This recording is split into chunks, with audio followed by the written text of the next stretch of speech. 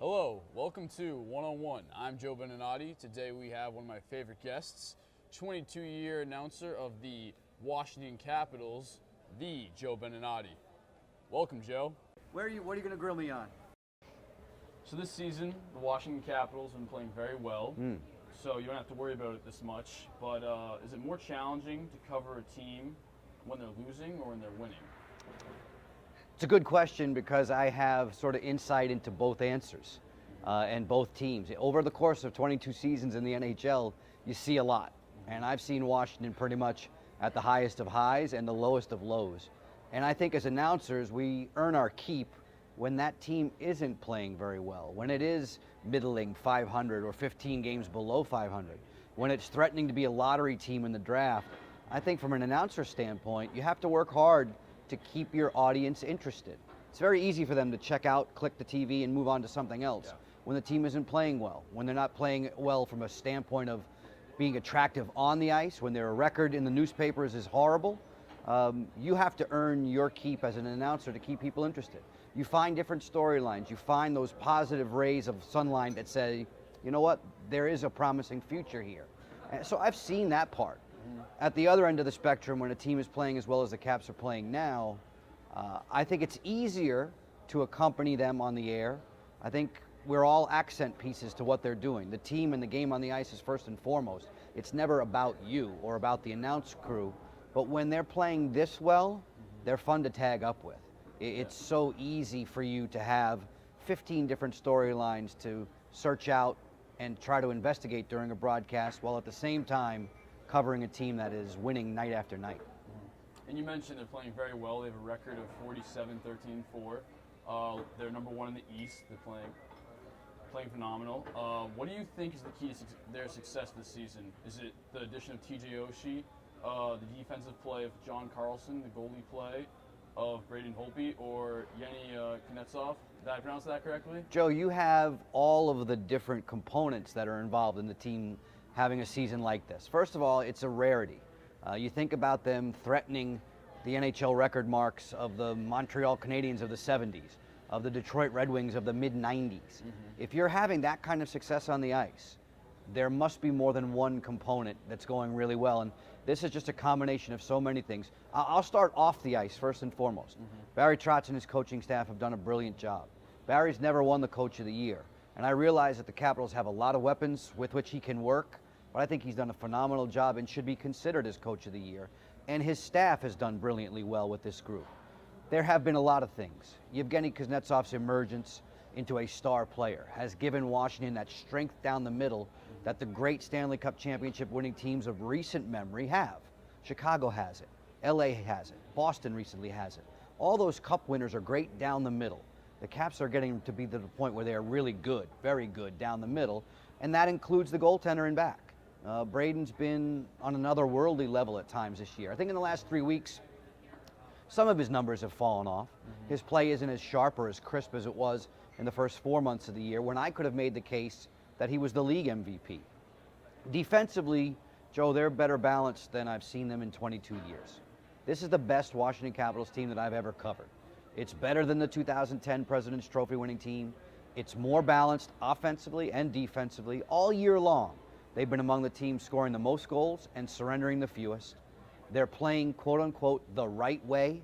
Scouts and coaches and players used to say, you know what, that team 6 years ago, they were fun. They were a highlight reel waiting to happen, but maybe they didn't play it sound enough. This one does. So a couple of players you mentioned, John Carlson and TJ Oshie. The Team USA roster came out. Those players will be on it. How do you like how they selected the team? I'm okay with that, and I know they're preliminary rosters, and I know that things are going to change between now and I believe it's June 1st when they have to make sure that the entire rosters are in and submitted for the games in Toronto. I always love international competition. I've had the good fortune of covering 3 major international hockey tournaments, 2 Olympic Games, and the World Cup of 2004. So you go back 12 years ago, and I was doing games in Helsinki, Finland, and Stockholm, Sweden, and having a blast. I just think when you play best on best internationally, it's hard to beat. And I know that Team USA is going to be right there in the mix for a World Cup title, but they've got a lot of stiff competition surrounding them. They do. What would you say is the biggest difference between NHL play and international play? Well, depending upon the ice surface. Yeah. In terms of Olympic Games, if you're in Europe, you're playing on a rink that's 200 by 100, as opposed to where the World Cup will be contested in Toronto on rinks that are 200 by 85. Most of the players who are on those World Cup rosters, most of them, are playing in the NHL, so they're used to the smaller ice surfaces. I don't think the international game is as physical, as hotly contested on the boards as an NHL. Crammed. No, but NHL games, especially Stanley Cup playoff games, there's a ferociousness to that physical play that probably doesn't come through in international games.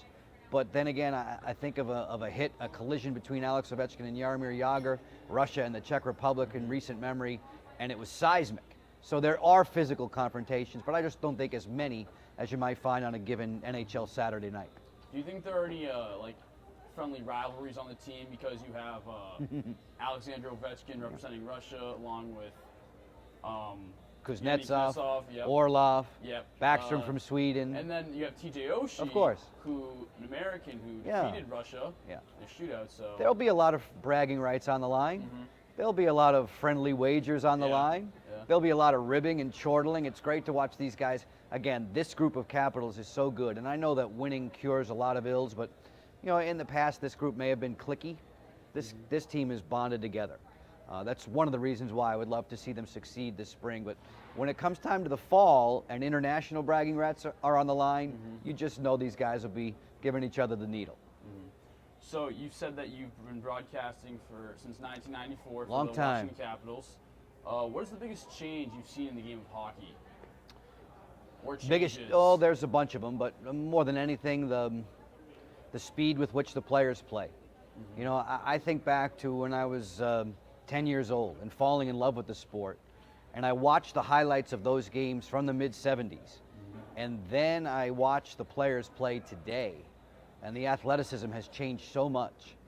Not to disparage the guys who are my hockey heroes, but I don't know that they could stand a minute with the guys who are on the ice today. And that's a whole bunch of things. That's conditioning, that's athleticism, that's coaching, that's nutrition.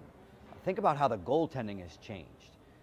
I think of, again, when I was breaking into the business in the late 80s, early 90s, you remember looking at goaltenders and seeing them be more often than not 5'11", 6-foot tops. Equipment was really streamlined and small. It looked like they were wearing telephone books, old school telephone books on their legs. And then you see the guys today, and they're 6'4", and their mobile is all get out, and they're wearing gear that's so inflated. It's so much more difficult now to score goals than it was then, in the heyday of a Wayne Gretzky scoring 90-plus goals and 200-plus points. You'll never see those numbers ever again, which I think makes what Alex Ovechkin does nowadays even more remarkable.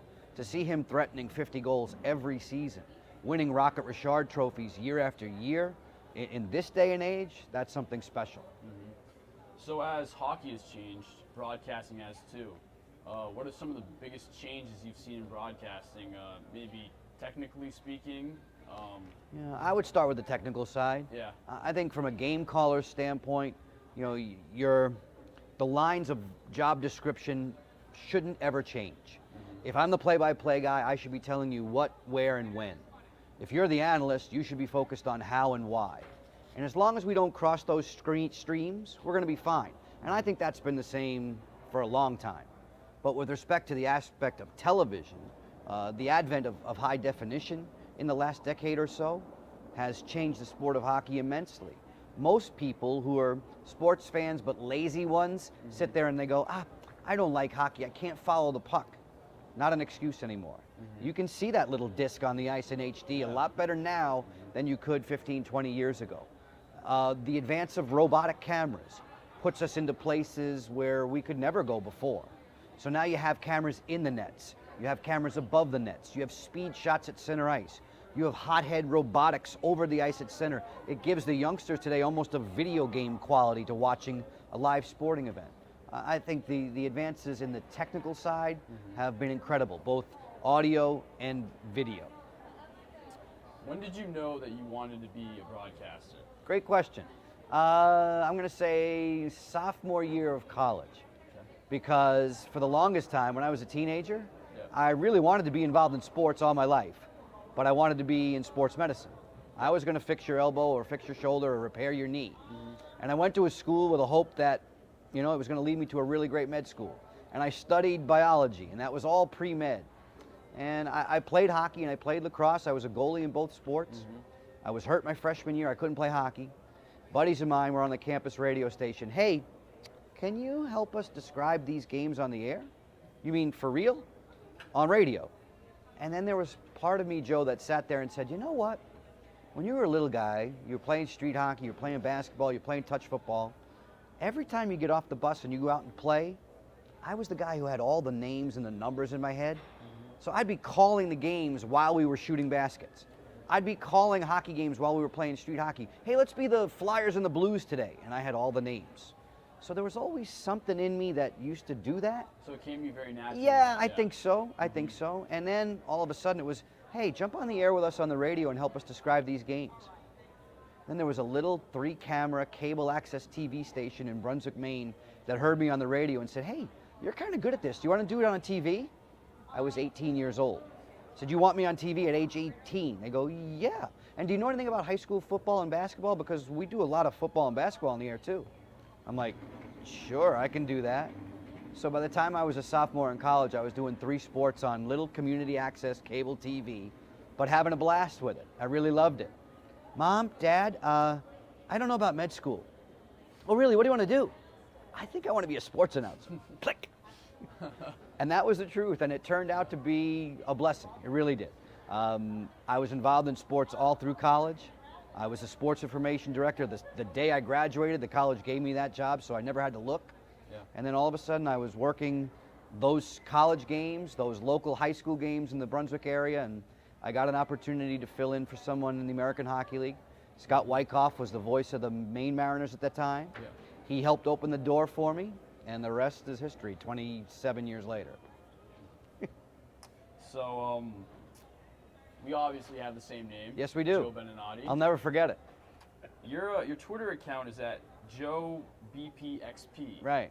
Mine is at Joe Beninati. Okay. Was that your original choice to have Joe PBXP, or Funny would you, story. Would you like? Joe, listen to me. Okay. Listen to me. Funny story. All right. I am not really in love with Twitter. All right. I'm into Twitter now because it's life. Okay. And it's important, and it's very, very important to different aspects of what it is that I do for work. Yep. So in the last year, I've become more active, and what I was afraid of, Joe, hasn't happened. I thought it was just going to be a punch, counter punch, land of hate. But I find it to be refreshing, and I enjoy helping to promote both our broadcasts and the team and myself to a lesser degree on Twitter. But I never wanted to do it. 7 years ago, Russ Thaler, who I believe maybe with NBCSN in a soccer capacity now, Russ was working at the time with us at Comcast Sportsnet. He was all involved in Twitter. He loved it. He said, we got to get you on Twitter. And he gave me the handle. The Joe B part was obvious. The PXP is play-by-play, PXP. He gave it to me. It stuck. I didn't tweet for 4 years. It just sat there for 4 years. And now I'm involved with it. So it's active and people see it. But I did it begrudgingly, but now I genuinely enjoy it. I only bring it up because I actually do get a lot of mentions. Oh my gosh. Yeah. Yep, all the time. Well, this is good, and hopefully they're not ripping you. No, it's actually, there are a lot of nice. This is a good thing.